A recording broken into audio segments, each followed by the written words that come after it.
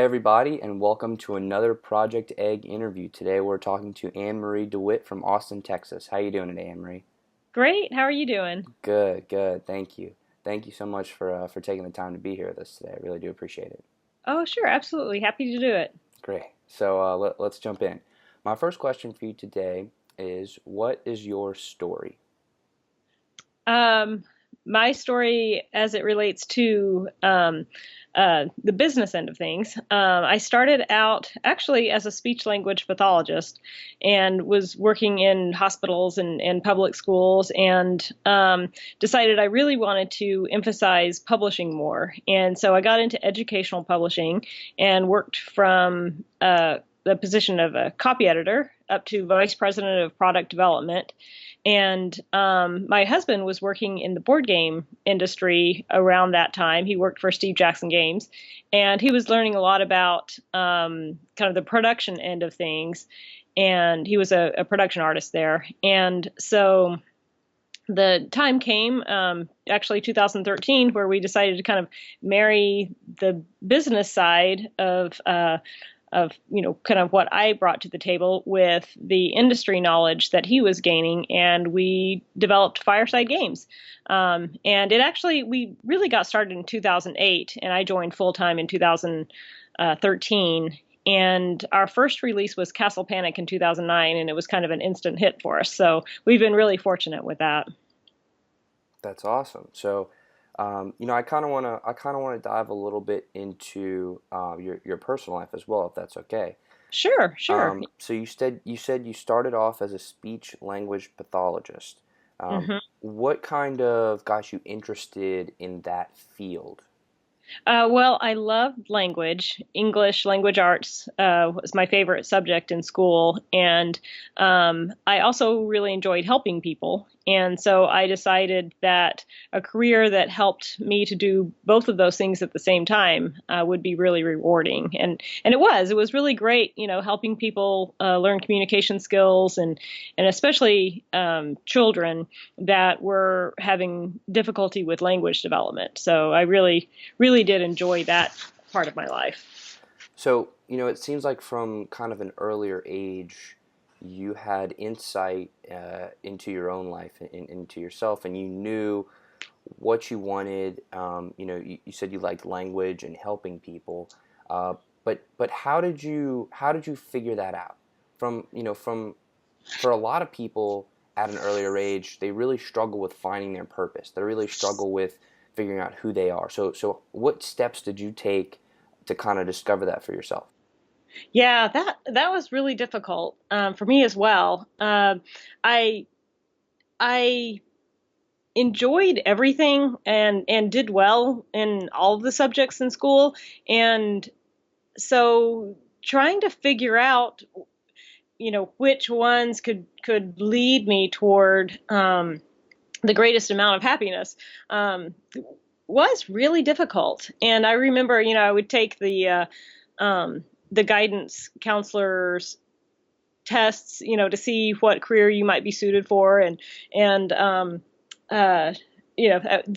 they said I should be a preacher, and yeah, and I actually at the time I was in a religion that women weren't allowed to be preachers, and so I thought, well, that's a dead end for me, and I'm not affiliated with that religion anymore, but um, it it really was a challenge, and I just decided that English language arts was very global and very broad based, and it I relied on those skills for every other subject that I engaged in, and I felt like there was something very fundamental about language and communication and the way people interact with each other that I decided that really was kind of the fundamental connection between all of my different interests was communication and language. So I really, kind of went through a process of thinking about what underlies my interests and not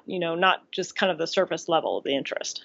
And I'm glad you said that it was a process, because I feel like a lot of people think that if they just wait and go about doing what they normally do, that it's just going to hit them, and then the shining, glorious purpose will just appear in front of them. But you said it was a process. You said it was a difficult process. So could you maybe give some insight as to how you did that, how you figured that out?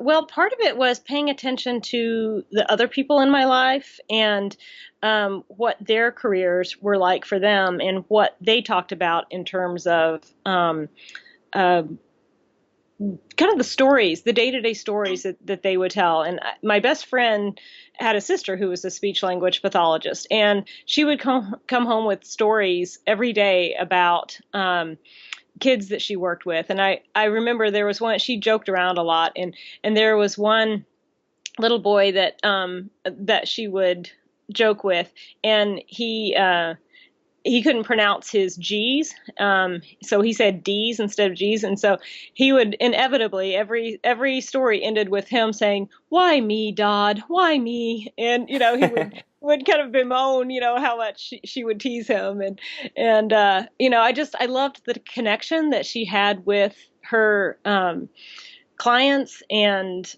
I thought, that's really what it's all about, is connecting with people and finding ways of connection, and that really resonated with me. And so kind of paying attention to the stories of the people in my life, and how those stories affected me, and what really mattered to me. So that was kind of one thing that I really paid attention to.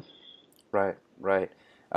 And you said after you were a speech language pathologist, you went into educational publishing. Right. Could you maybe give a little bit more insight on what you did and how Yeah. you made that transition? Absolutely.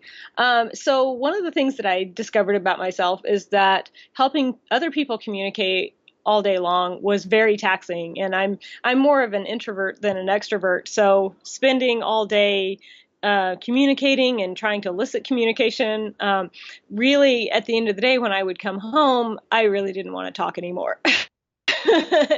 And so I discovered that, if there could be a way of helping people using my language skills, but in a way that was more in line with my more introverted tendencies, that might be an even better fit for me. So that's when I started thinking about educational publishing, because I'll be using my editorial skills and language skills to help other students. So I went into, first I was a copy editor in the science department at Holt, Reinhardt, and Winston, and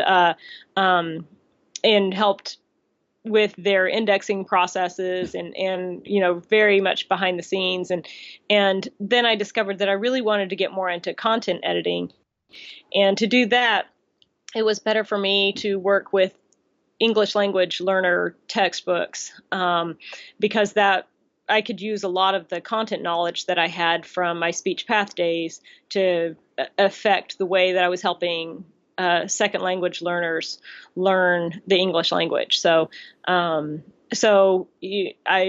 looked at kind of my background, and learning more and more about myself, and the way I need to kind of work in the world, and figuring out what the needs are at the publisher. And they needed someone in the English language learners division. And so I moved over. Actually, first I went into assessment, and then I kind of moved over to English language learners, and worked there, and that was a great fit. I really enjoyed that, and also working on products for struggling readers, and so it was really interesting having to dive into how struggling readers and English language learners think about language, and what some of their needs are, and some of the assumptions and things I never thought about with language, and my own use of language, and how I can use that to kind of lay bare all the different processes for learning a new language, and learning to read.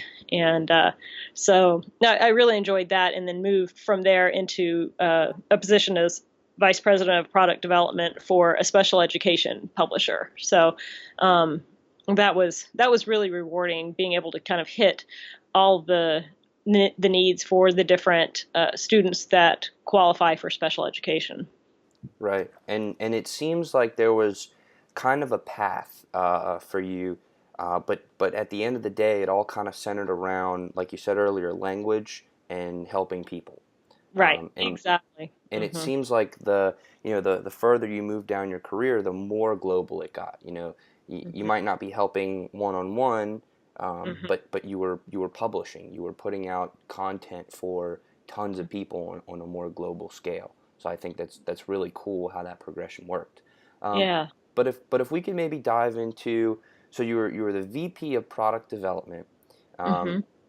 how exactly did you get into the idea of joining Fireside Games, and maybe you could give us a little more insight on that whole timeline. Sure. Yeah.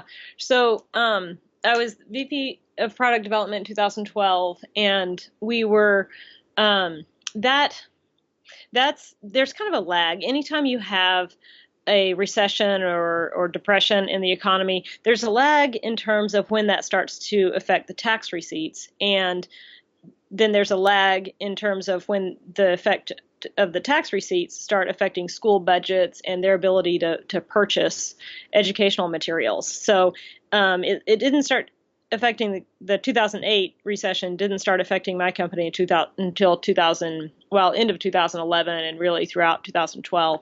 So that company found itself in the position of needing to basically sell off all of its assets and then laying all of the employees off. So I was part of that riff. And at that point, I had a choice to make. Either I could try to find another position in educational publishing, which was really suffering at that point, or we could really try to make a go of it with Fireside Games, and I could just kind of double down and apply my efforts to that. And so we decided that was the best bet, was just to really make Fireside Games work. And it was really frightening because we had never taken any money out of Fireside Games. We had always taken whatever revenues we made and we just put it back into the company. So this at the same time that I was starting to work for Fireside, we were for the first time taking money out of Fireside for our living expenses. So we decided that the safest way to do that was to go on tour so that we could legitimately expense all of our living expenses. So we had a house in San Antonio and a house in Austin, and we put all of our belongings in storage. We rented out both of our houses, and then we just hit the road and we just lived in hotel rooms. And we did our fireside work during the week, and then 2 or 3 evenings a week, and usually it's on the weekends, we would go to game stores and we would demo whatever games in our catalog that anyone wanted to play. And so that ended up really basically doubling what we were making for Fireside the year before. We were able to hire 2 people the next year, and it really put us on at a nice level to maintain Fireside Games. So it really did a lot for us being able to go out there and tour. We did that for 10 months, and then we moved back into our house in Austin. Um, so yeah, that's kind of basically the story of how we kind of made that leap from Fireside just being kind of a side gig for Justin to being our full-time work that year. That's incredible. That's an incredible story. So there are a few things that I kind of want to touch on. The whole idea of Project Egg is for entrepreneurs to gather for growth. So it seems like once the the company that you were with, that you were the VP for, once that struggle happened and you found yourself facing this decision, it seems to me like your inner entrepreneur kind of blossomed, and you said, all right, I'm going to take my own destiny into my own hands, and I'm just going to do it. That's Um, right. Hmm. but could you maybe give a little bit of insight on how you made that decision, on really what struck you to decide, okay, I'm going to do it. This is it. I think a lot of it had to do with um, all the many, many layoffs that I saw educational publishing going through. And the final one, that affected me, was really just the final one. And the very first one, oh goodness, I think it was in 2009 where I saw people around me being laid off. And the very first people who were laid off were the contract workers. And there was a lot of talk about, how iffy contract work is, and that, you never can be sure when you have contract work when it's going to end. And I thought to myself, you never really know when the work is going to end, even when you're full time. I mean, it's all a gamble. All employment, no matter what form it takes, is always a gamble, and it always depends on the health of whatever company that you're working for. And so, since there is no sure thing ever anywhere, then what is the real big risk in taking your destiny in your own hands? At least you have control of it to some degree. I mean, it's really always up to the customer. The customer has the ultimate control.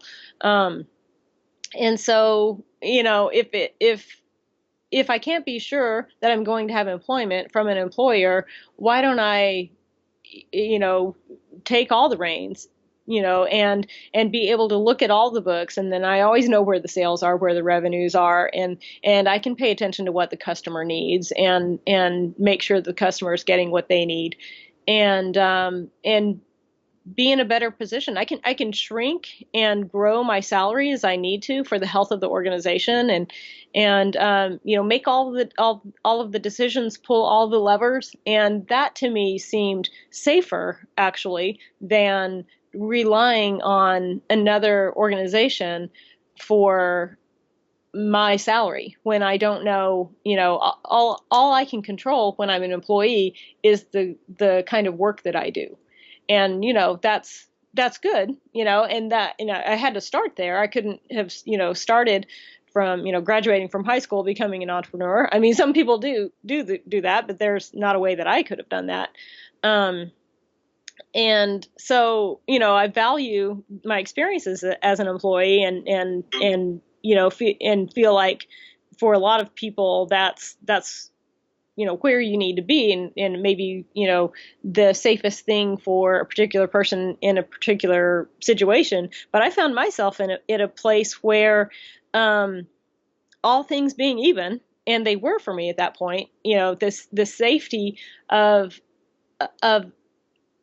a salaried position, was actually less secure for me than starting my own company, or really getting involved in the company that we had started, and doubling down there. So it's interesting how risk can actually change for a person. And I think what you said is absolutely profound, because you don't have any control as an employee. You absolutely do not have control. You are at the beck and call of the company that you work for. Right. And there are no guarantees. I mean, a lot of people think, yeah, I'll take the safe and stable route, but that's not always going to be safe and stable. And like you said, and I agree with you completely, it's better to have the reins yourself, and you to know, okay, this is where my customers are. This is where the sales are. This is what I need to do to be Mm-hmm. successful this year, and to really take it into your own hands. And I think what you said was brilliant about that. Um, but I'd like to touch on, your decision to hit the road, and your Mm-hmm. decision to kind of get out there, get out in the field, get your hands dirty, get your feet wet. Could you maybe give some insight on, um, exactly how you came up with that idea and how you went about doing it? Yeah, I was inspired by actually, the 2012 presidential election, and hearing about how retail politics makes such a difference, and that going out and shaking hands, and meeting people, and what a difference that makes. And I thought about that in my own life, and when I meet people, that my opinion of that person is kind of solidified, and I have that, um, that relationship, whatever it is, based on that experience of meeting people. And I thought, well, what a great way to get to know the gaming community and getting to know the retailers and the gamers and the customers face to face, and establishing that brand relationship, by shaking hands and playing games and having experiences with other people. So that's really where the inspiration came. Right. And, going out and playing games with the people who are going to play your games Mm-hmm. sounds like a lot of fun. I mean, it Yeah, just sounds like a yeah, fun it, time. it really was. Yeah. So, okay, so we touched a little bit about your past. Hmm. Could we maybe talk about where you are now and what your position is in Fireside Games, kind of where the company is, and just what you are currently doing? Yeah.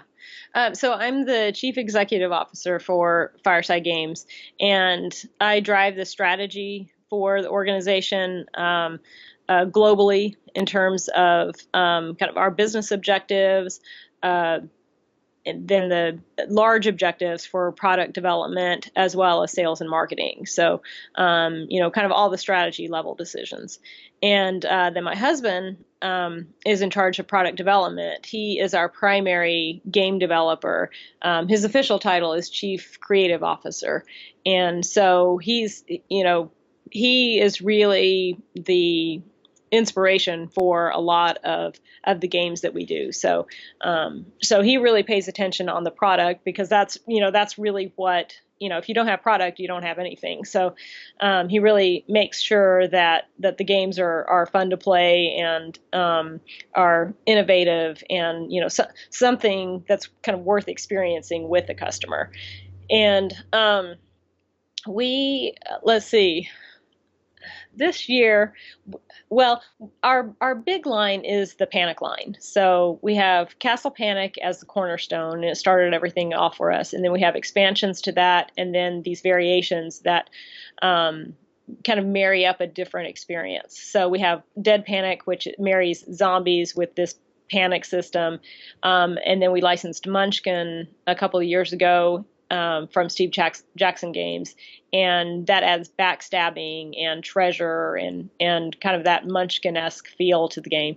And then this year we partnered with USAopoly to come out with Star Trek Panic. So and that's really influenced by the world of the original Star Trek series. So you have characters that you can play that are part of the original crew, and then you have missions you're trying to accomplish while you're keeping Tholians and Klingons and Romulans at bay, and they're trying to attack the Enterprise in the center.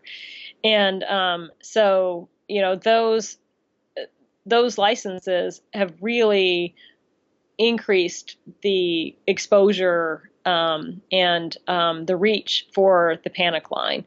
And so, that was a big thing for this year. And then we also decided, basically based on the success of Codenames, a competitor's product, that it really seemed like the zeitgeist of the industry has been on the smaller, cheaper, quicker games that you can play. So we decided that we would come out with some that were at a low price point, kind of easy decision to make, lots of fun, easy to learn. And so we came out with Here Kitty Kitty and Dastardly Dirigibles. And so those are $20-$25 games that are easy to get into and fun to play, and in themes that really resonate with different groups, cats and the steampunk genre. So, we've really been paying a lot of attention to kind of what's hitting with customers and trying to make sure that we're satisfying where they're at. And so that's kind of where we are on the product development side, and then where we are on the business side. We hired a production artist this year who's been fabulous, and that's really helped take the load off of Justin, so he can spend even more of his time on game design and paying attention to new game development. And we've also this year, because of the success of Here Kitty Kitty, which was a game we licensed from a former employee, we decided to go ahead and license experiment with licensing some more games. And so we've licensed two that we're going to be working on soon. Justin's working on an original one right now. We're very close to finishing that one. And then we're going to turn our attention to these two new licensed games and work with that. So we're trying to find ways to structure the business in a way that allows Justin more time to devote to game development, and then capitalize on all of the effort that independent designers are doing by licensing those games and helping to publish and get those out into the world as well. That's incredible. So, I do have a question. Sure. You mentioned earlier that you were an introvert, and that like making all these transitions and figuring out who you were and everything was frightening. Well, fast forward a few years, and now you're the CEO of a of a successful company. Um, you are working on global strategic decisions, and I mean, you're killing it. You're crushing it out there. So how did you learn how to do that? How did you figure it out? I really, for me, it really goes back to my education, and I mean, I look back at the bones of what I was learning in math, especially geometry, and how to structure papers in English language arts, and it's all about how school makes you think. And the rigor of going through proofs, of going through um, uh, basically an inductive process of establishing what your goals are and then meeting them and proving them out. So for me, it's been a process of really having my education kind of come to life, throughout my different careers. Um, and I think that because of the way school was a very it for me anyway, it seemed to all be about establishing strategy and then going forward with that strategy and starting with structure and fleshing out details from there. Now, a lot of people, are work the other way, and maybe sometimes that's why folks struggle in school is they're more deductive learners. We just went to an escape room this weekend with some friends. It was a zombie escape room. And it was really clear to me, like, I wanted to go into that room and I wanted to be like, okay, what are we observing? What's our strategy? Who's got what? Like, I wanted to organize it, and everyone else Right. is like, they're just rushing to see like what are the clues, and they were very deductive in the way that they were approaching it. And I'm like, okay, and so I guess I will search around this, and for me that process was like extremely random, and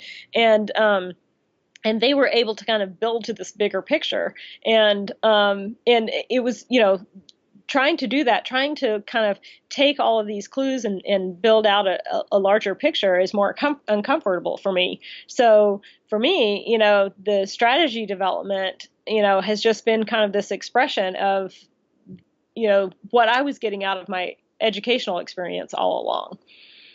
That's awesome. That's brilliant. So, it kind of seems like there is no right path to do things. It, Right. it, it really depends on your strengths as an individual.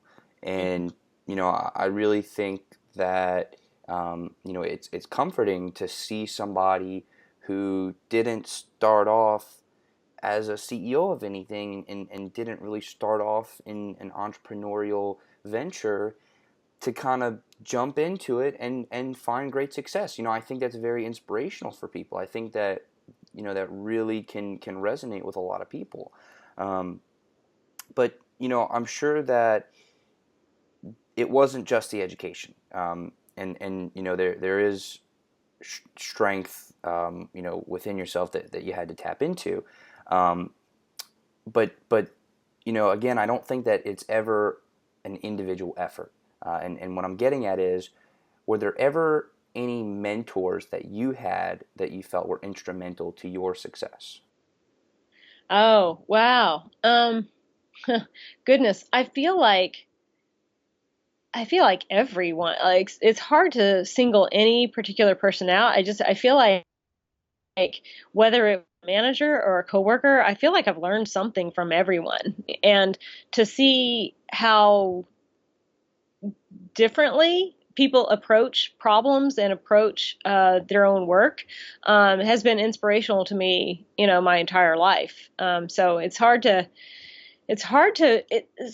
kind of isolate one particular person. But as I'm talking, actually, I'm thinking about, there was one manager that I tend to go back to, and this is not a manager that I got along well with at all. She hated me. But she because we had difficulty working together, I had to work harder to work well with her. And she needed different things out of me, and it helped me to realize that I need to pay attention to what people are capable of. Like, I got to work every morning at 7:30, and she got to work every morning at 9. And so I had an hour and a half of thinking about our projects and what we're working on, and she would come through the door, and I would just, like, and there's my hour and a half of thinking that I just, like, spewed all over her. And she's like, I need my coffee. Can you just leave me alone for like half an hour? And she used to say this thing to me that was, I don't have ears to hear. And I'm like, oh, that makes sense. Like, I need to wait until she's at a place where she can absorb and digest, all these things that I've been, excitedly thinking about for the last hour and a half, and to pay attention to where the other person is, and do they have ears to hear? And I think that kind of um, has translated well into, like, um, is this does this person have the capacity that it takes for the job? Does this person have the soft skills or the values that you're going to be able to work with them? So kind of not taking the needs of the position or the needs of the company as kind of like these flat black and white requirements, but thinking about the people and how they function in that position and what their needs are, and how to get the best out of each other, and to recognize that uh, you know that it is a relationship, and that just because you're excited and coming from a good place doesn't mean that that person has ears to hear, so to speak. Right, right. And as we're doing this interview, I'm seeing all those books behind you. So that kind of begs the next question. Um, which books, if you could give like maybe a top three or top five books, do you think have been most instrumental to your success? There's a book called Confidence, and it's by Carolyn. Uh, I want to say Mesner, but I'm not sure. But it is called Confidence, and that book, for me, is like a little mini MFA, or MBA, about not metrics are not talked about, as much now as they were a few years ago. But and when they were talked about, it was like, you need to have metrics about everything. And in this book, it's really more about finding the metrics that matter, and having the confidence of the information and the knowledge you have, not just about your subject matter, but about yourself, and that presence being so important to the situations that you find yourself in, and how influential confidence is in every transaction. So I would say that one has been really influential for me. Um, uh, goodness, I have an MFA in creative writing, so a lot of the books that have been influential to me, personally, are fiction. So I will just say, in all truthfulness, The Things They Carried, which is a short story cycle by Tim O'Brien, um, uh, I think is the best book ever written. It's such an exploration of what courage really is, and I think it has a lot to speak to entrepreneurs about having courage, and that sometimes courage isn't what it seems to be. Like in The Things They Carried, soldiers are referred to as courageous, and for the protagonist in this short story cycle, he goes to war because he doesn't have the courage of his convictions. He doesn't believe it's about Vietnam, and he doesn't believe in the war, and so he actually goes to war because of his cowardice rather than his courage. And he kind of gets absorbed, but then that's why he goes there, but then he engages in courageous deeds once he's there. So the intertwined courage and cowardice, and how they relate to each other is kind of, fascinating and hard to untwin, really. And then I think that when you're an entrepreneur, there's a lot of fear mixed with that courage. So I think that book can be heartening, for people, even though it's a work of fiction. Tim O'Brien did fight in the Vietnam War. So, there's a lot that I think is drawn from the truth of his actual experiences as well. So I think that, that would be really helpful. And let's see, what would I say for my third book? Goodness, I love Alice Munro. So again, it's fiction, and in that, a lot of her stories are about uh, how we work with one another, and kind of the tragedy of loss of connection. And I would actually recommend any of her she's a short story writer. So I would recommend any of hers to talk about kind of the connection that we have with one another. I can't remember the name of the story right now, but there's one that's really haunting. That's about a mother who loses her daughter to a cult, and never sees her again, although she hears of her living in different places, and it's kind of this agonizing loss. So I would recommend her for remembering the connections that we have with one another. And for me, those connections are so important in business. I mean, that's you know it's transactional, but it's also about the experiences that we have with one another, and that business is about being person to person. So I would definitely recommend anything by Alice Munro as well. That's great. That's fantastic. And you've been talking a lot about qualities that entrepreneurs need to be successful. You talked about courage and communicating and caring about people. But could you maybe point out and go a little bit more in depth on some of those characteristics that you think are essential to entrepreneurial success? Yeah. So yeah, when I'll start with courage and go a little deeper with that. So we talked a little bit about the jumping off point, and for me, it was this recognition of that, everything's risky, and so you have to have courage, to live. And so there's one level of courage that it takes to just go ahead and make that leap of faith into um, your own business.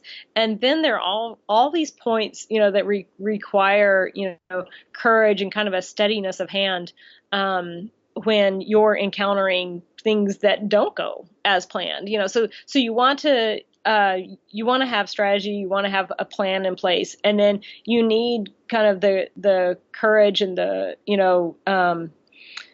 the fortification of spirit when things don't go as planned, and you find that I'll use a mistake that I made. I decided that this past year, I wanted to move into our own warehousing and fulfillment, actually contracting that with another partner. And I contracted with someone to help me. I don't speak warehousing, speak fulfillment. I don't know what all the ins and outs are and what the needs are. And so I contracted with someone out of another industry to help me to navigate and explore, the different options with warehousing. And I, thought that I had examined every angle and thought that we had come down with a great solution, and we moved all of our product in there, and I started getting the bills, and they were much higher than I was expecting. And it turns out that everything that I had been doing in the former warehousing was based on 6-foot high pallets, and everything that we're being charged on was based on 4-foot pallets. So all of my costing was off by a third, and that it so profoundly affected the cost structure and whether or not we could do that we were running the risk of, if we continued warehousing costs at that level, there was a possibility that within 6 months, if the revenues and the costs were the same, that we could go out of business. And so I had to very quickly kind of unwrap, all of those, decisions, and rapidly get everything back, to how we had it before. And, there were some, nights, that were, turned to my stomach, and there, was this need to take action and to analyze quickly and deeply. And, I had done all the analysis before. It was just, there was this missing piece that no one thought to question. Everyone assumed we were working at the same pallet heights. It didn't dawn on us that could be different. And so I had to do even quicker analysis and make sure that, the numbers were really showing what I thought it was showing, and to do this before it was affecting us so badly that, we were out of business before we knew what had happened. So, to kind of have to pick yourself up under the crushing weight of realizing that you may have made a catastrophic mistake, and to be able to take the action and have the conversations that you need with, the partners that you need to end the business with, and then with the partners that you want to go back into business with, and to do all of that work as quickly as you need to, takes another kind of courage than it takes to make that initial leap. And is also fairly public and affecting a lot of people. And so I had to have a number of conversations that, when you're basically having to explain, like, I made this mistake. And what was heartening was the number of people that I talked to that sympathized and that realized that, yeah, I've made those kinds of mistakes before, and having through those conversations these realizations that kind of, I'm not the only one, and that this is part and parcel of business and being in business for yourself, that everyone makes mistakes, and some of those mistakes can be catastrophic, and that the important thing is to find a way out of it, and to be able to kind of bear up underneath it and take the action, and not just bury your head in the sand, and make sure that you keep just working the problem and finding a way to make it through. So, and now, it's weird to look back on, and it was the first quarter of this year that we were, like the revenues were always just fine. It was the expense side that was, too far weighted for warehousing. And to realize now we're on this, this great course again with, the expenses and revenues being in line with each other, and seeing revenue growth continue this year.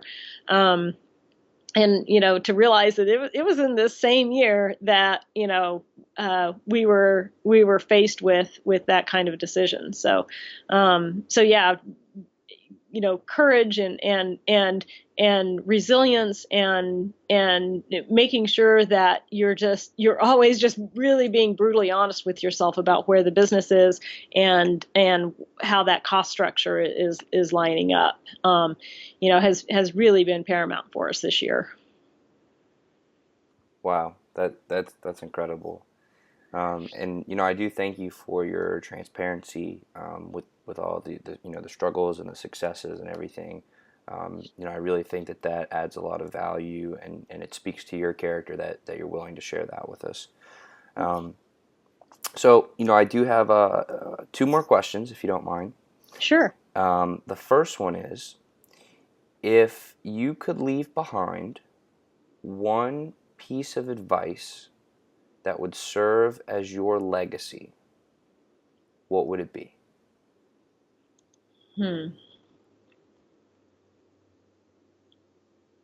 That's a really good question.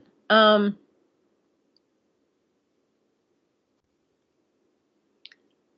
think that it would probably be to no matter how, if this were to another entrepreneur, no matter how you structure your business, no matter how you go about it, to make sure that your character is reflected and your nature, and to not feel like the way you structure your business has to fit a mold that's already out there, or that you have a preconceived idea for that. That every business has its own character, its own culture, its own shape, and the more you know about yourself, the better you can shape that business. That's powerful. That's very powerful. Thank you. And speaking of legacy, what would you say would be the one thing that you have to accomplish in your lifetime? Hmm. I would say I would say it's the further expression of Fireside Games as a happy place to be. And we've gone through we're so responsive to customers and what they need that we've gone through periods where we're not paying attention to what we need. And it's kind of, the way when you're on airplanes and they talk about putting the mask on yourself before you help your children. And we're kind of at this place where we're like, we need to make sure we're always connected to joy, so that what we can provide for the customer are these experiences of joy. Because if you don't have that well anymore, to draw from, then you're not able to adequately provide that to the customers that you're trying to serve. So I would say that the thing that I really want to continue to pursue as part of my legacy is is this further expression. I feel like with Fireside Games we don't have this full expression yet of the organization as a piece of ourselves. And so I think that as we continue to structure and build our culture and grow the organization, that is founded on this kind of this principle of joy and this expression of joy. Yeah, that's incredible. That really is. Because if you're not having fun, if you don't have that sense of joy, how can your customers? And and Exactly. and, and Yeah. like you said earlier, it has to be a reflection of your character. Right. Because I very much do agree that business it's personal. It is absolutely a reflection of who you are. So I think that's profound. I really do.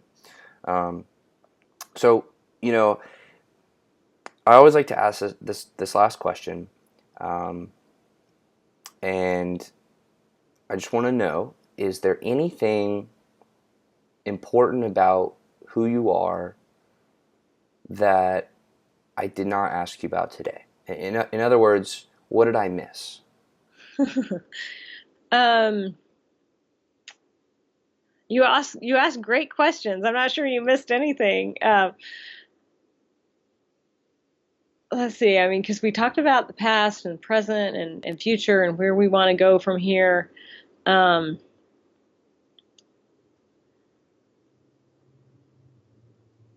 I guess, you know, what might be a good question is do you regret it? Like um, there's a lot of risk and involved in your own organization, and it requires, you have a lot of control. And I talked about, in some ways it's no more risky, you know uh, or in some ways when you get down to it's less risky than not having control uh, um, through employment.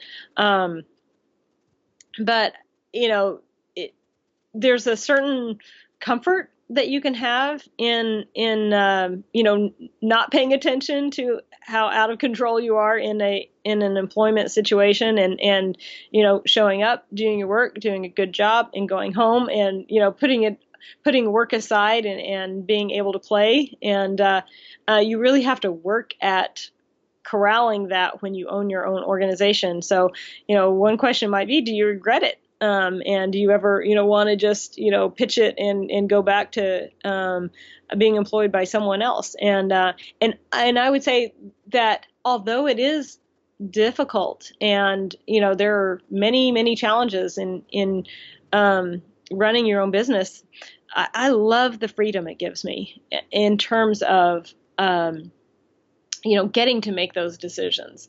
And everything is up to me. And so I would say to that question that, though the work is hard, I don't regret it a bit. I love Fireside Games. I love, being able to wake up to all of the challenges it presents, and how it engages me. That's fantastic, and that is a really good question. I might have to ask that in the future. So Sure, sure. thank you for Yeah, that. sure. So for the audience that's listening, they might be really inspired, they might be motivated, and I hope they are. But what's the next step? How can they reach out to you? Should they go check out Fireside Games? What's kind of the call to action here? Um, well, if they're inspired and they want to, be a part of the board game industry in particular, there are lots of resources. The way we got started was by asking people, and it, I would say that you're very busy. People in the industry are very busy, so I would recommend striking up conversations if you go to conventions. And I'm happy to talk with anyone. I am so busy my day to day that I can't quite respond to emails and that sort of thing. But yeah, listening to your podcasts and uh, other business podcasts that will help them. And then these, like I was talking about, kind of the retail politics, getting involved, shaking hands, getting to know people face to face, and having those conversations where you can meet people. So yeah, I would recommend just talking with people. Fantastic. Fantastic. All right, everybody. Well, this has been another Project Egg interview. Today we've been with Anne Marie DeWitt from Austin, Texas. Thank you so much for tuning in.